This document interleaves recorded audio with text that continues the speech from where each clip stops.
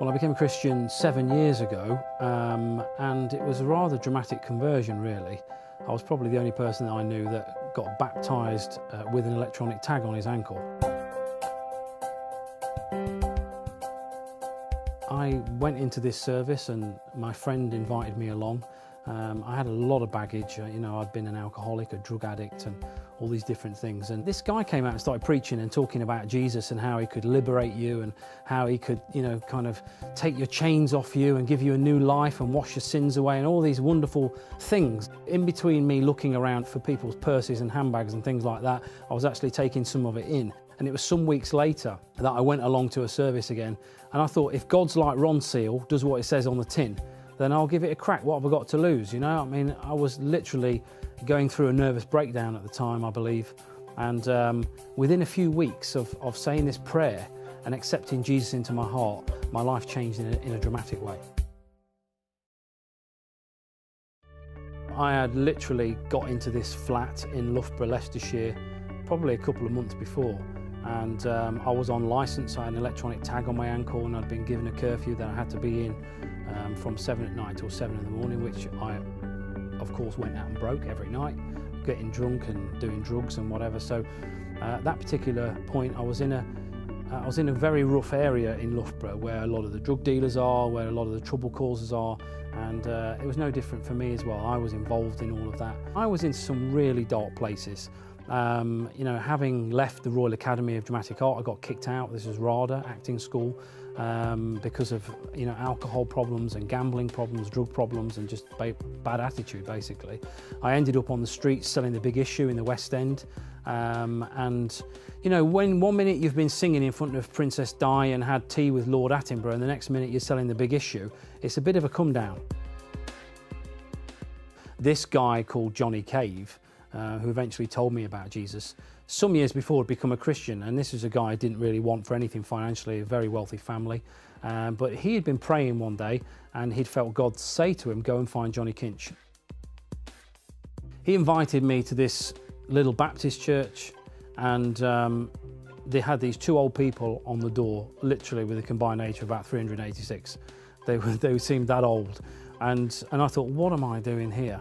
And as they opened the doors, the only way I can describe it is it's like when you get off a plane abroad and you're hit with the heat, a change of atmosphere. Well, that's what it was like for me. When they opened these doors, it was a change of atmosphere. And I kind of wanted to embrace it, but also wanted to run from it. I was afraid of it. And we went in, and like I say, the pastor came out and told me all about Jesus. And it was like, and I've heard many people say this, it was like he was talking directly to me. And I thought, well, maybe, just maybe, that what he's saying is true. If it's true, then it changes everything. If it's not true, then what harm is it going to do me having a go at it?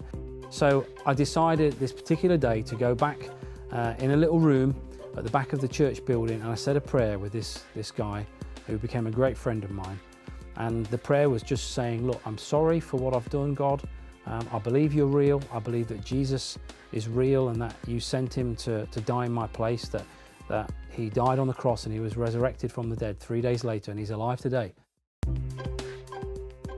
I started to think differently, and it was amazing. People say to me, you're brainwashed, and I'd say, absolutely, my brain has been washed. It used to be full of rubbish, and now it's being washed and cleansed, and I'm starting to think clearly. So, knowing Jesus and having in my heart, and feeling like before I met him, it was like a heater that had got a pilot light on, but now the dial had been turned up and all the rooms were full of warmth.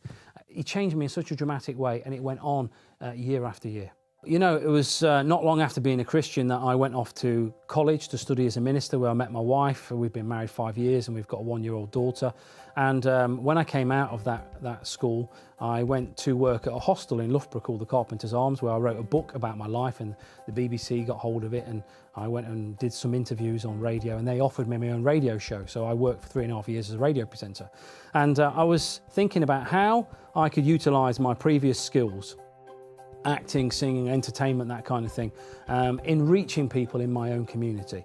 So I came up with the concept of Sunday Night Live, which I approached Costa Coffee in Loughborough, just said, look, I want to put on this night of live entertainment with a twist of faith, and that's when the tagline came.